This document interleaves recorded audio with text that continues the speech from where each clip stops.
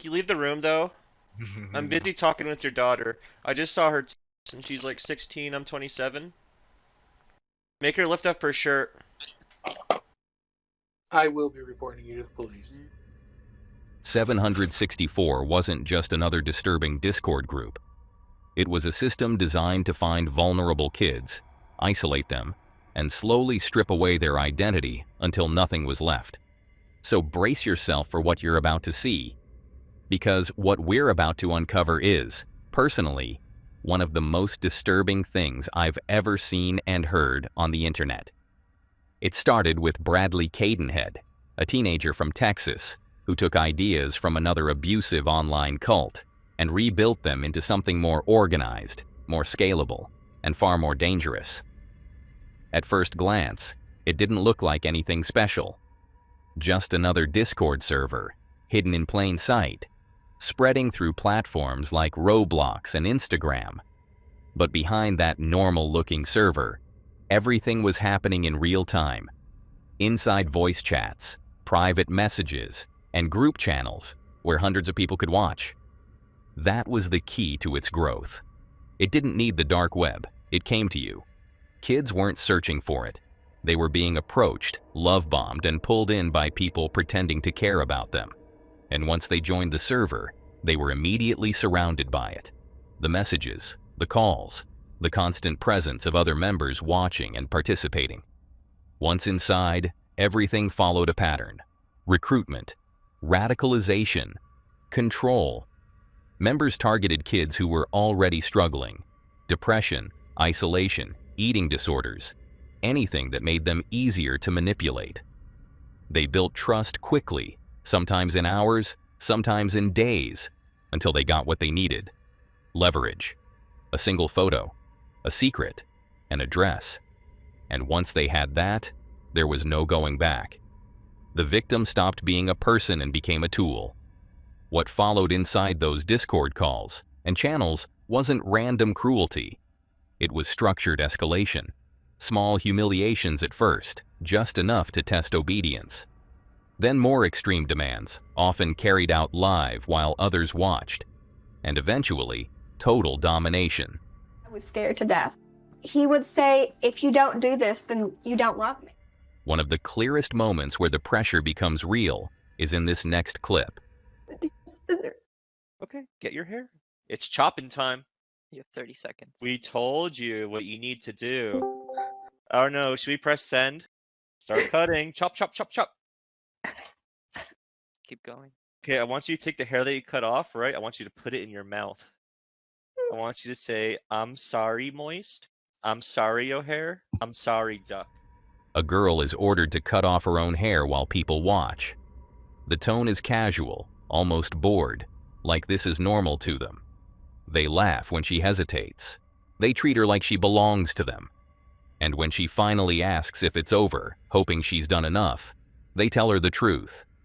This is only step one. That moment reveals everything. 764 wasn't about one act of abuse. It was about breaking someone down piece by piece until they would do anything they were told. From there, it only got worse.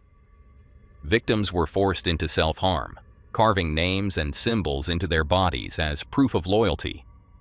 Others were pushed into harming animals, recording it, and sending it back as evidence. In one case, a girl was forced to kill her own cat while being watched. After it was done, she was made to pose for a photo, holding the dead animal in her hands.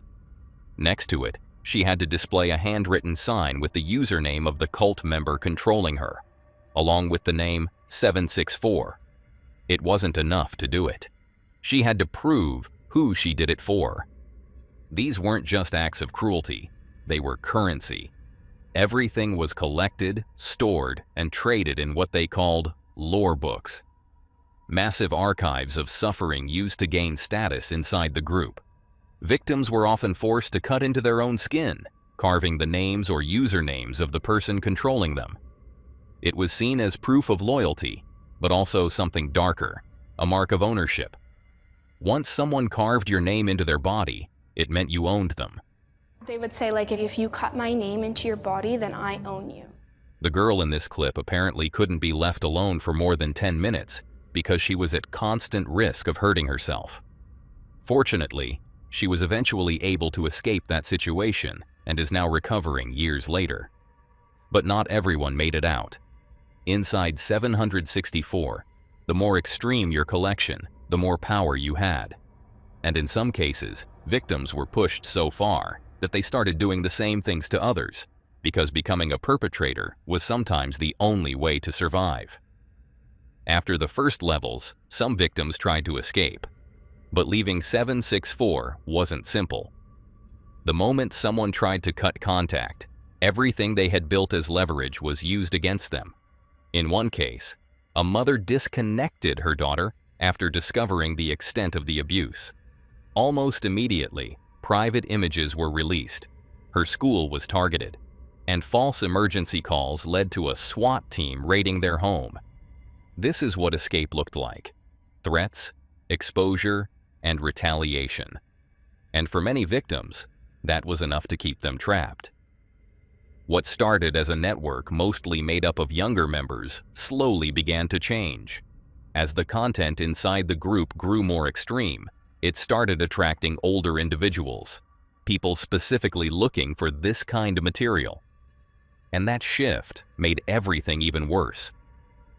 Victims were now being pressured not just by other teens, but by adults.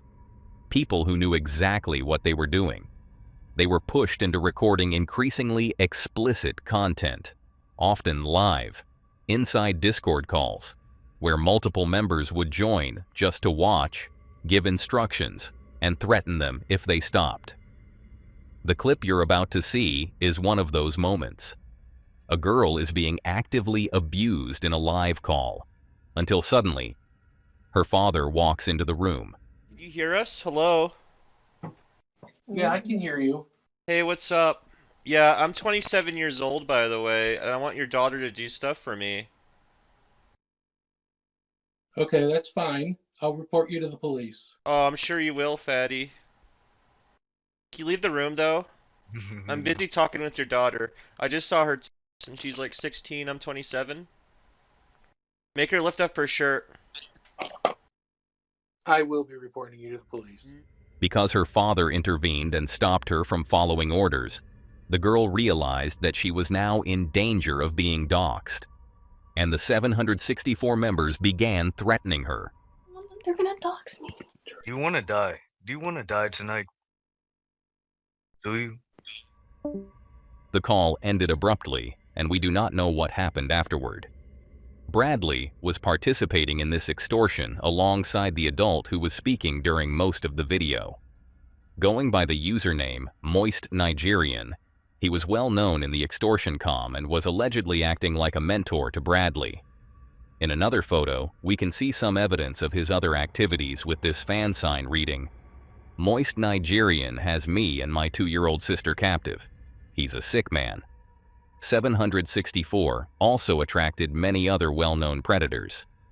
24-year-old Kyle Spitz introduced himself, saying, quote, "Little information about how I started.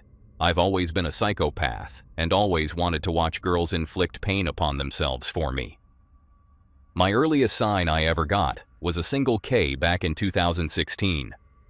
Over the years, I've stopped, taken breaks, and come back on new aliases, but I have a total of over 2,600 plus victims. My goal is to reach 3,000 before I get fetid." Kyle was also very well known because this video of him went viral on Twitter, getting a ridiculous 32.4 million views. The video shows his mom's boyfriend wielding a weapon, and then he actually shoots it and hits Kyle in the ear. "You're gonna blow my mom? You're gonna blow my mom's brains out? Point that gun at me again."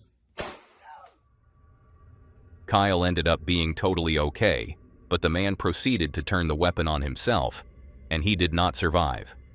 The FBI later paid them a visit, found Kyle's CP collection, and he is now facing decades in prison.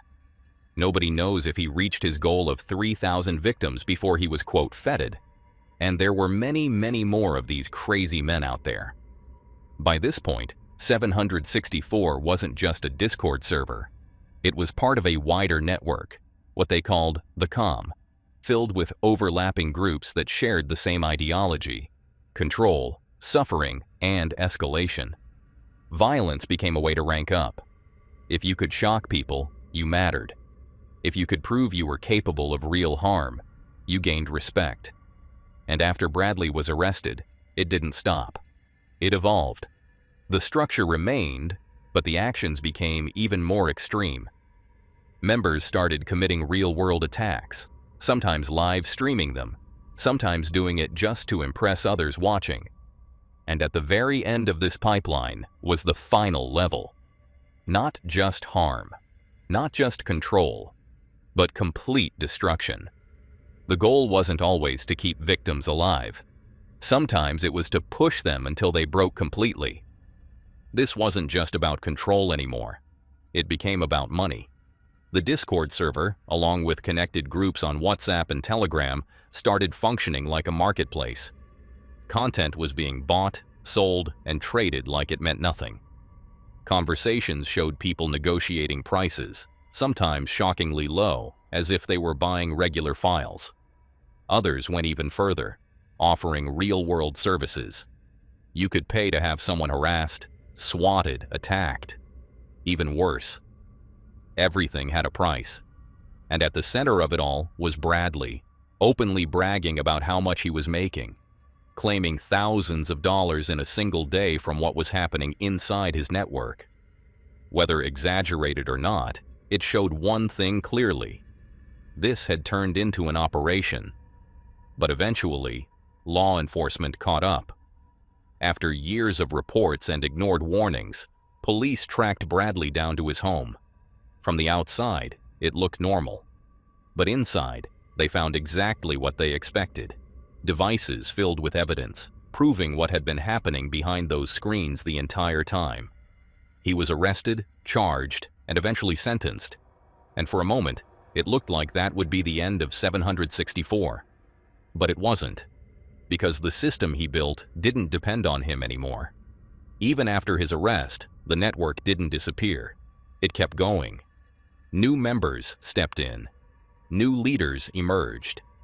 The same methods, the same structure, the same abuse, just with different names. In fact, some of the worst incidents connected to 764 happened after Bradley was already behind bars.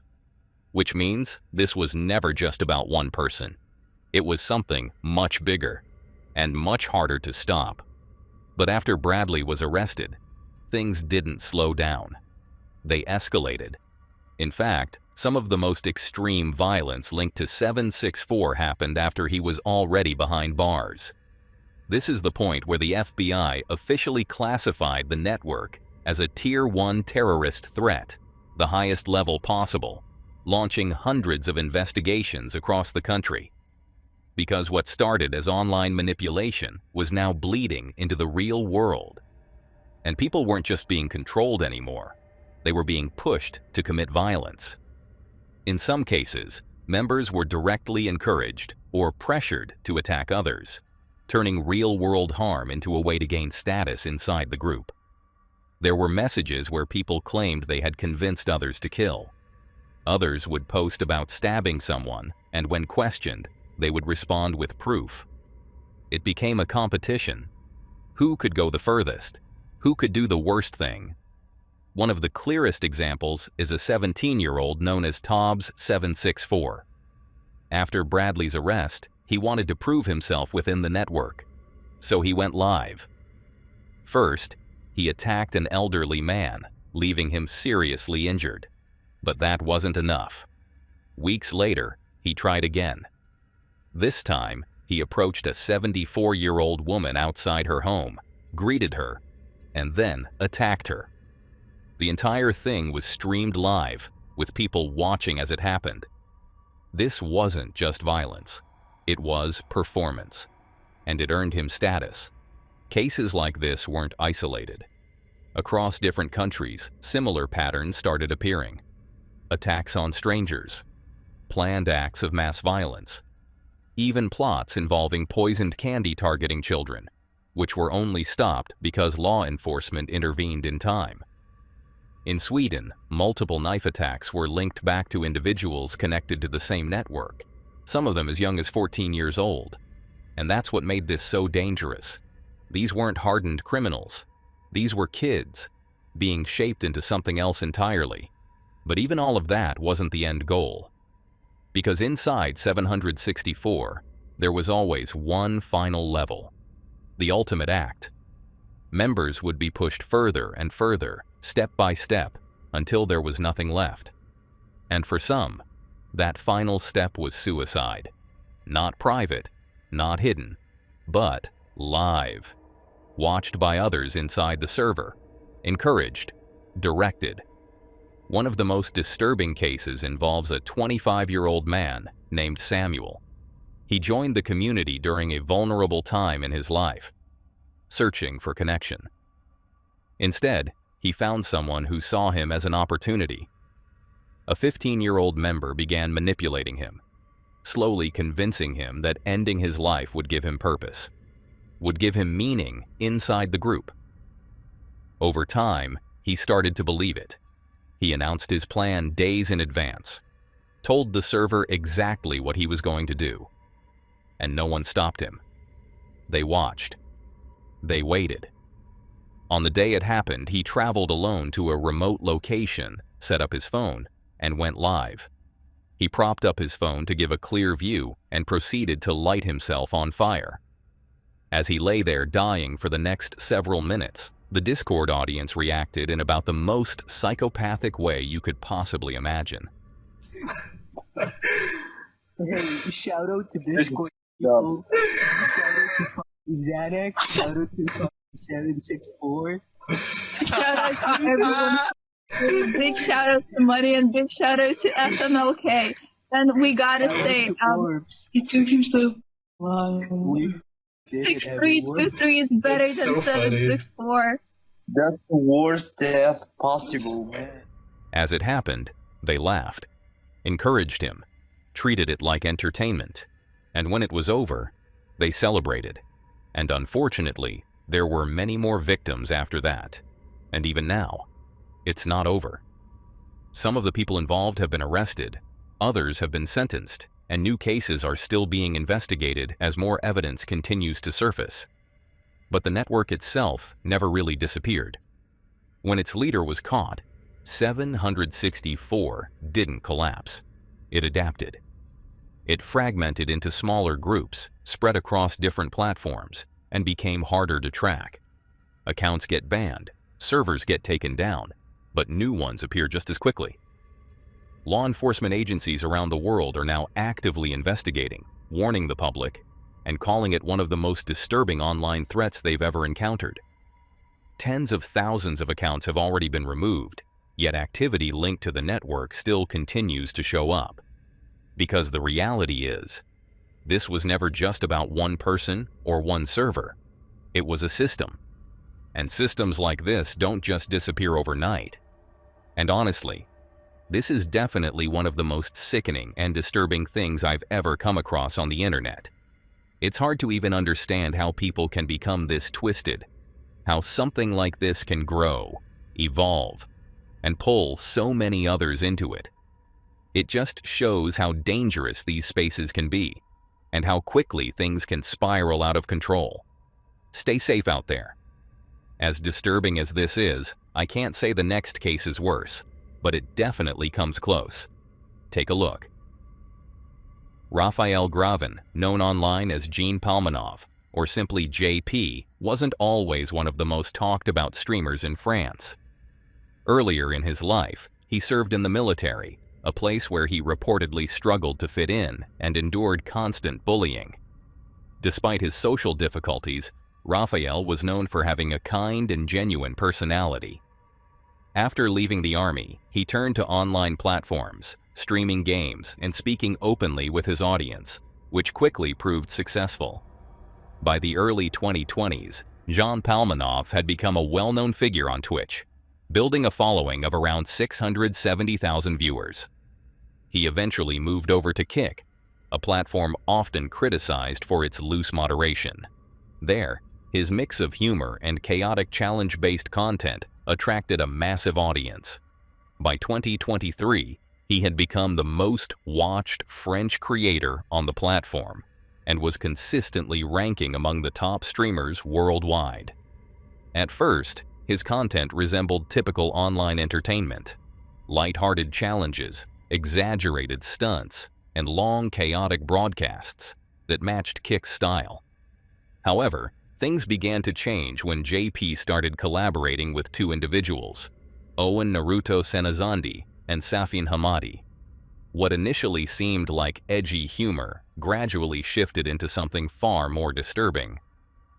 During streams, Jean was mocked, slapped, soaked with liquids, shot at close range with paintball guns, subjected to electric shocks, and even choked as Naruto and Safin attempted to push limits, at one point trying to test suffocation endurance. In one moment, Naruto even had to stop Safin, saying, "Wait, he's going to die." The footage itself is extremely difficult to watch. Both Naruto and Safine were reportedly aware that Jean had underlying heart problems, yet they continued escalating the intensity of these acts. The abuse wasn't just physical, it was psychological as well.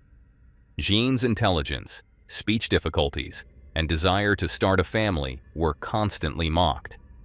At one point, merchandise was created and sold featuring the face of Jean's ill father without his knowledge, and teenage viewers were invited into the studio to laugh at his discomfort. They even laughed when Jean discovered live on stream that his dog had died. Over time, his suffering became part of the content. The more extreme it got, the larger the audience became. Viewers tuned in not only for gaming, but to watch Jean be humiliated, pushed to emotional breaking points, and then pulled back in to continue. Thousands watched, laughed, donated, and encouraged the behavior as it escalated over months. What was presented as entertainment began to resemble something far more troubling: a slow and public breakdown. Despite everything, Jean kept streaming. Reports suggest that Naruto and Safine gradually took control of the channel and most of its revenue, leaving Jean financially dependent on them while convincing him that without their support, he would end up homeless or worse. Whenever he tried to step away or refused to participate, they allegedly retaliated by locking him out, taking his car, and harassing his family. While some viewers believed Jean was simply playing a role for the camera, others became increasingly concerned about how genuine his distress appeared. Many believed he was being manipulated. By his own admission, JP struggled with loneliness and a deep desire for connection, something people believed Naruto and Safine exploited.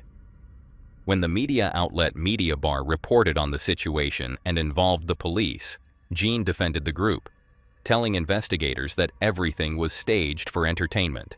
However, despite his claims, many believe the evidence suggests he was not acting willingly, but was instead trapped in a highly exploitative situation. As things escalated further, Raphael sent a message to his mother in which he wrote, "Hi Mum, how are you? Stuck for a bit in Naruto's death game. It's going too far. I feel like I'm kidnapped with their shitty concept. I'm fed up. I want to get out of here. The other guy wouldn't let me. He's keeping me locked in." By August 2025, the situation had reached its peak. JP and the others launched an ultra-marathon livestream that lasted nearly 12 days. During this time, viewers watched as he was beaten, forced to consume harmful substances, and deprived of sleep.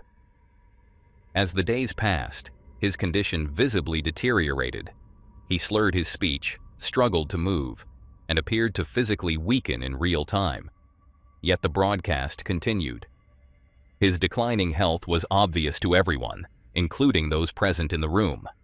At one point, Naruto told him to say on camera that if he died during a live stream, it would be due to his own health and not their actions.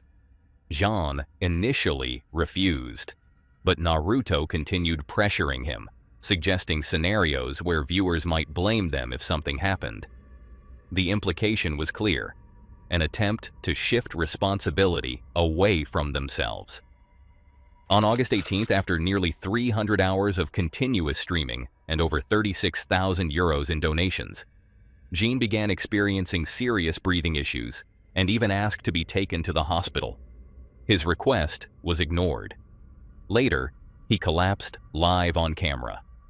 Instead of immediately helping him, those around him continued streaming and eventually went to sleep in the same room. Viewers watching the stream began donating and urging them to check on him.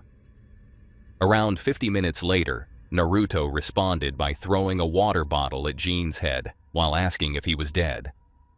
When there was no response, they finally checked his vital signs. The atmosphere shifted, and shortly after, the stream abruptly ended. Hours later, Naruto posted on Instagram announcing Jean's death, saying, "Unfortunately, JP has left us. I love you, my brother, and we will miss you terribly." He also asked viewers not to share clips of Jean's final moments, which many interpreted as an attempt to control the narrative. Following an autopsy, it was determined that there were no fatal injuries and that the cause of death was likely medical or toxicological. Despite this, many argue that Naruto and Safin should still face charges, claiming their treatment of Jean likely worsened his condition. Jean himself had repeatedly expressed feeling increasingly stressed by the streams and, toward the end, appeared to be searching for a way out. Yet he was continually pulled back in. Others place responsibility on the audience, pointing out that thousands of viewers watched, mocked, and financially supported the abuse. Comment sections across platforms show people encouraging the behavior and making jokes at Jean's expense. Criticism has also been directed at Kick France, which was aware of Jean's streams but failed to intervene.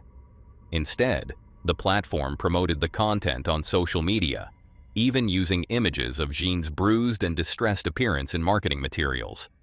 Some have compared the situation to something out of a Black Mirror episode, accusing the company of prioritizing profit over basic human welfare.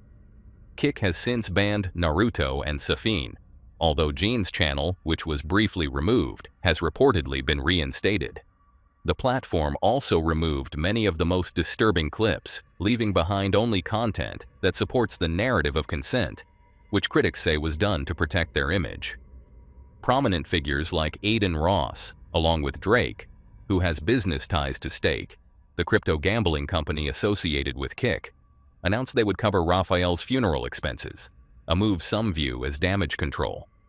France's digital ministry has criticized the platform's moderation, and it now faces a potential €49.5 million fine. Regulatory body Arcom has also come under scrutiny for failing to act despite being warned about the streams months earlier. Politicians have since begun pushing for stricter online regulations, similar to those introduced in the UK, with some arguing that Raphael's case is being used to justify increased surveillance measures. Following his death, prosecutors opened an investigation, not for murder, but for abuse of weakness, a charge that applies when someone is exploited while in a vulnerable state. The investigation is still ongoing, and as of now, neither Naruto, Safin, nor anyone else involved has been criminally charged. Their legal teams maintain that Raphael died from natural health complications and that he consented to everything shown on stream, despite the fact that under French law, a person cannot legally consent to serious harm or abuse. During Jean's funeral, which Naruto and Safin attended, his mother surprised many by speaking in their defense, despite having seen her son's final message and stream. Naruto and Safin took good care of my son, just as I did. They have values. JP was able to do things with them that he wasn't able to do back home. They never mistreated him, except once in the gym. What happens in the livestream is in the livestream. What happens off the livestream is off the livestream. When they go home, they don't take their work home with them. In contrast, Jean's sister publicly condemned their actions as unacceptable. To some, the Jean Palmanov case is viewed as a tragic accident, a vulnerable man who pushed himself too far. but to others, it appears to be something far darker. In my opinion, and I want to stress that this is an opinion, Raphael was gradually broken down by individuals much younger than him, both physically and psychologically, for profit. He faced bullying in his youth, mistreatment in the military, and exploitation online by people he believed were his friends. As one comment under Charlie's coverage of the story put it, he was destroyed on the inside long before he died. And perhaps most troubling of all, it now seems possible that the system may fail him as well. It's crazy to see how people can do such horrific things to each other, but cases like this happen more often than you'd think. Let's dive into the next one. VinnyBat1118 was a YouTube channel run by a 17-year-old from New Jersey named Vincent Baloro. His content mainly consisted of gaming live streams, where he played titles like MLB The Show, Madden, and Grand Theft Auto. Whenever he interacted with his viewers, he often described himself as a good kid from a respectable family. However, that image completely fell apart on September 30th, 2025. That evening, Vincent went live again, but this time he was met with a much larger and far more hostile audience than he was used to. Less than 24 hours earlier, 2 teenage girls had been killed in a violent hit-and-run in a nearby town, and Vincent was already being linked to the incident. The crash occurred on September 29th, just before 5:30 p.m. 17-year-olds Maria Niotus and Isabella Salas were riding an electric bike along Burnside Avenue, a quiet residential street in Cranford. They were on their way to pick up food when a black Jeep Compass suddenly accelerated and struck them at around 70 miles per hour, despite the speed limit being 25. The force of the collision was so severe that one of the girls was thrown nearly 100 feet from the point of impact. According to witnesses, the driver, described as a young male, had been watching Maria and Isabella from a distance before deliberately driving into them. He then attempted to flee the scene, but the e-bike became lodged in the engine block, forcing him to abandon the vehicle and escape on foot. Ring camera footage from a nearby street captured the suspect calmly walking away. First responders arrived quickly, and both girls were transported to nearby hospitals. Tragically, they were both pronounced dead on arrival. The abandoned vehicle's license plate was traced back to the Baloro household, and Maria's family immediately believed Vincent Baloro was responsible. According to them, he had been harassing Maria for months, sending her hateful messages and threatening to leak explicit images of her. It remains unclear whether the two had ever been in a relationship, but they did attend the same school, and multiple people reported ongoing tension between them. In the weeks leading up to the crash, Vincent allegedly sent Maria CSAM, which she reported to school authorities. He was suspended, and Maria obtained a restraining order against him. Despite this, his behavior only escalated. He reportedly made false police reports that resulted in officers raiding Maria's family home at least twice. Neighbors also claimed he followed her around town and had been seen parked outside her house on multiple occasions. Older clips from the VinnyBat channel appeared to support the family's suspicions. In the months leading up to the incident, Vincent had effectively been using his live streams as a kind of confessional. He described himself as a follower of Andrew Tate and frequently complained to viewers that Maria was a radical leftist, while also stating that he had sworn revenge against her. In other streams, Vincent admitted that he struggled to control his anger, something his father was reportedly well aware of.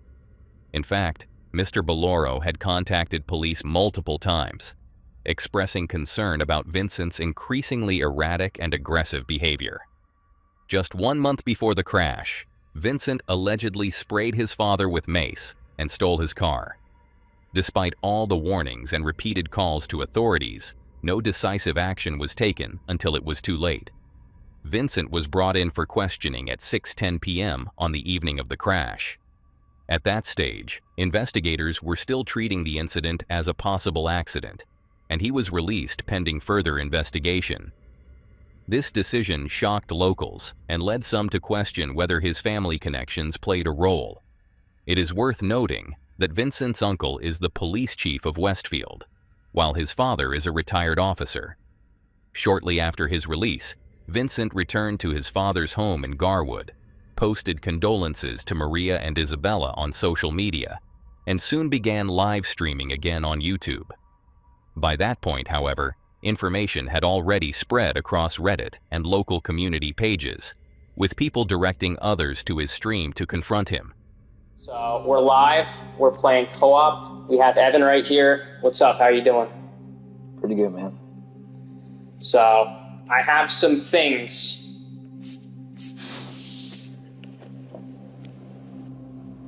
Hold on. Bro, you killed my best friend, you animal.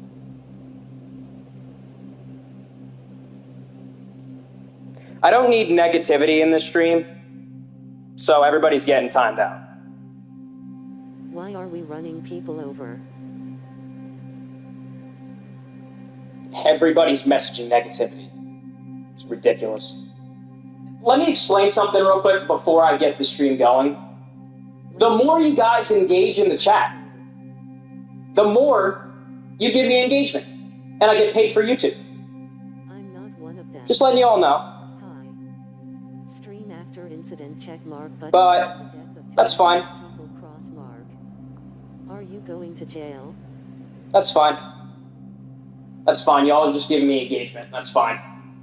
That's fine. Rip Isabel and Maria, you monster. Rip Isabel and Maria, you monster.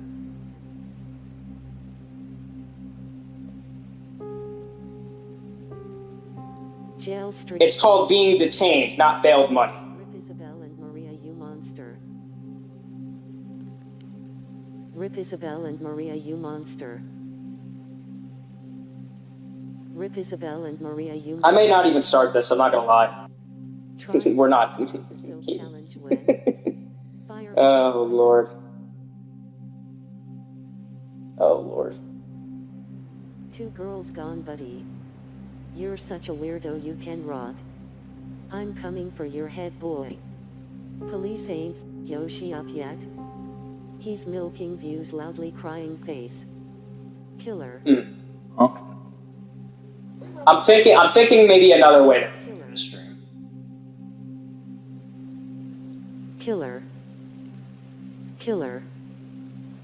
They're gonna put you in a cell with Diddy. Midway through the stream, Vincent disabled the chat and addressed the situation, referring to what he claimed was misinformation circulating online and attempting to present himself as the victim. Now that I got that figured out, I'm gonna finally explain this whole situation.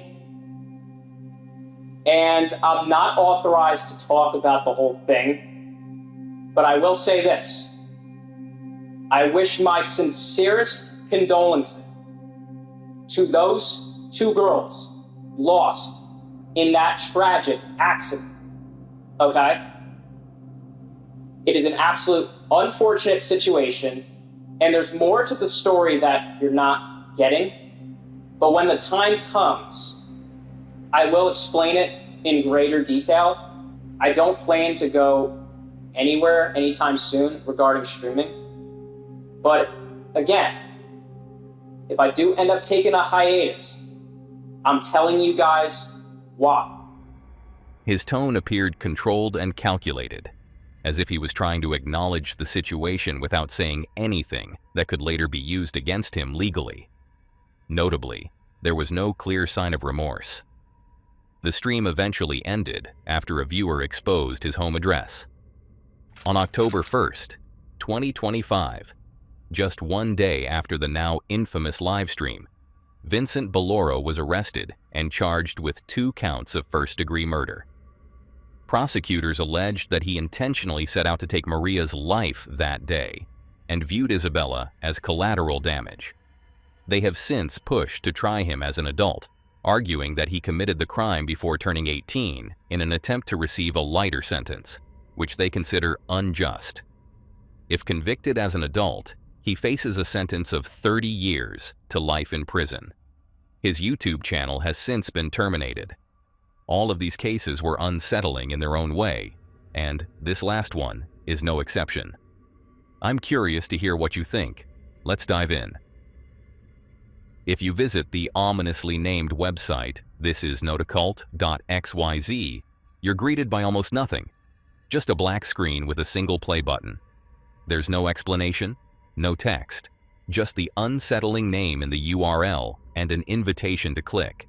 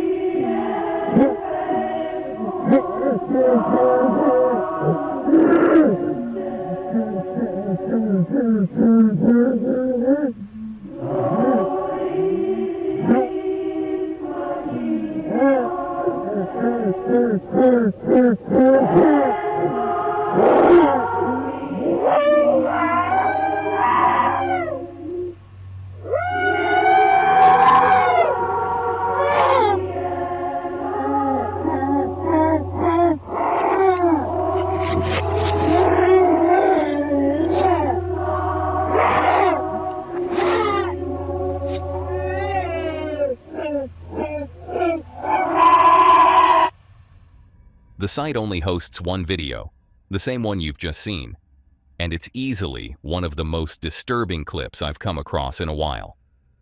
It begins in silence with a static black screen, and after roughly 20 seconds, a close-up of what looks like a mummified face slowly fills part of the frame. The nose appears collapsed, the teeth protrude outward, and the eyes are wide open yet completely lifeless. The figure doesn't blink, breathe, or move, but subtle changes in lighting and camera angle make it clear that this isn't a still image. It's actual footage recorded by someone standing over it. The audio is just as strange. There are only two layers. One is a haunting, almost angelic choir, and the other initially sounds like an animal, something like a chimpanzee making distressed noises. But after listening to it repeatedly, something feels off. So, reversing the audio reveals a very different impression.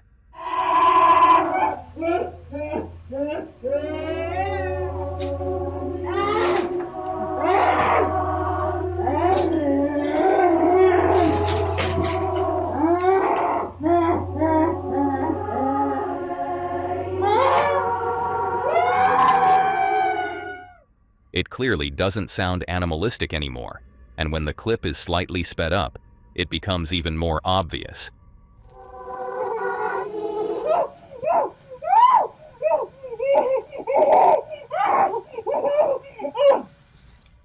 At that point, it strongly suggests that the sounds are actually human screams layered over the music.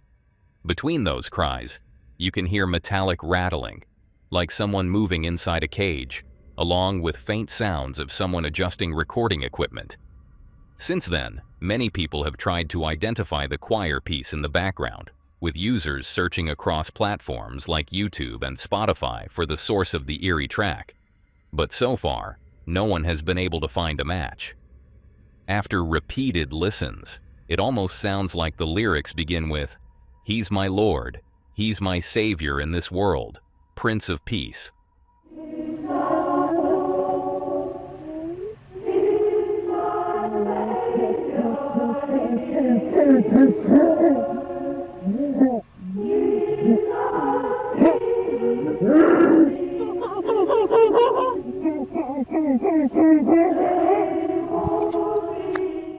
However, searching those phrases doesn't lead anywhere, and there's no guarantee that interpretation is even accurate. As disturbing as the video is, looking into the website itself gives a bit more context. The domain is a simple Wix premium site that was registered in Toronto, Canada in 2023, though it's currently hosted in Kansas City, USA. Inspecting the HTML reveals a few hidden elements, including some strange images that appear unsettling at first glance, but are clearly AI-generated. Digging further, there's also a broken and exposed shop page that the creator seemingly forgot to hide. Altogether, the rough and somewhat sloppy design suggests that this might be an early stage of an ARG, or some kind of experimental digital art project. That said, it wouldn't be the first time an analog horror project used real and disturbing audio or visuals. Still, in my opinion, the figure itself doesn't look entirely real. The nose, especially the septum, appears artificial. It doesn't seem like prosthetics either, since the figure remains completely motionless. It's more likely a prop head, possibly similar to those produced by Close Casket Studios, perhaps modified with glass beads placed in the eye sockets, or even a handmade papier-mâché creation.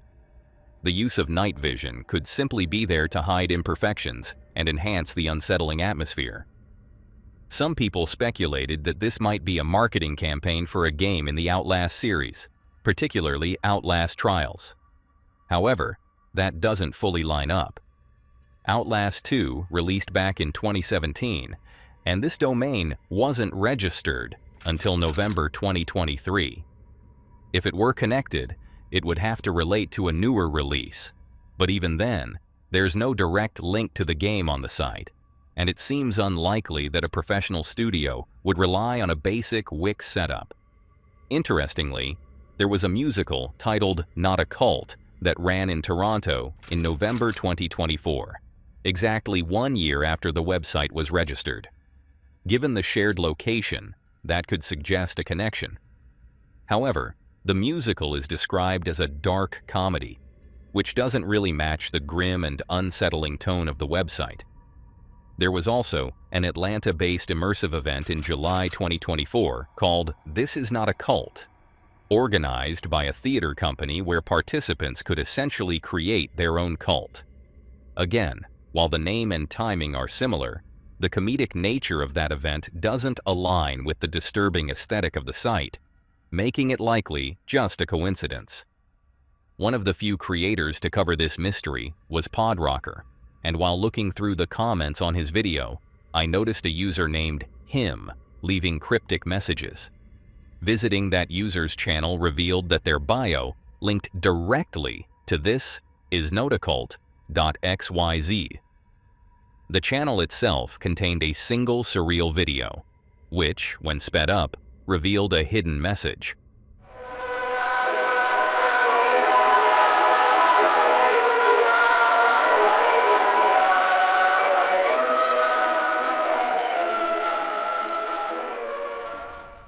Following that discovery, more secrets were uncovered. In June, a Reddit user named Mag2K shared that adding /we found you to the website URL unlocks a hidden page that appears to scroll endlessly. The title of that page reads 1H1M1S, likely referring to 1 hour, 1 minute, 1 second. But it could also be interpreted as him. Since all of this first surfaced, the mystery behind this is notacult.xyz has actually been solved. A user on the r/Internet Mysteries subreddit, Yamface00, explained that during a Scream Unseen screening at AMC Theaters, an event where you watch an unreleased film without knowing what it is beforehand, the movie shown that night was Bring Her Back, the follow-up, a 24 film by the directors of Talk to Me. During the opening titles, a brief clip appeared featuring a disturbing, writhing, fetus-like figure with a grainy filter, followed by the text, "This is notacult.xyz." Many people had already discussed the site online months earlier, but this confirmed that it was actually part of a viral marketing campaign for the film. Similar VHS-style horror footage appears throughout the movie, and without giving too much away, decomposing bodies play a major role in the story. This essentially confirms that the figure in the video isn't real, but rather a prop used for promotional purposes. So, it turns out the website wasn't connected to Outlast, as some had speculated, but instead served as marketing for Bring Her Back, directed by the Filippo brothers, also known as Raka Raka, who already have experience creating ARG-style content, including their work on Ash Vlogs. Viewers also discovered another hidden URL within the film itself, leading to a dark Russian language site that appears to sell resurrection footage and evil blood, complete with a countdown timer for placing bids. Overall, the campaign is surprisingly well done, deeply unsettling in its presentation, yet cleverly constructed with multiple layers of hidden details that people are still uncovering. I don't usually cover ARGs on this channel, but this one felt worth making an exception for. That said, I'm still curious about one thing. What exactly is that choir music? That's all for today, folks. If you want to see more of this creepy content, click on the video on screen.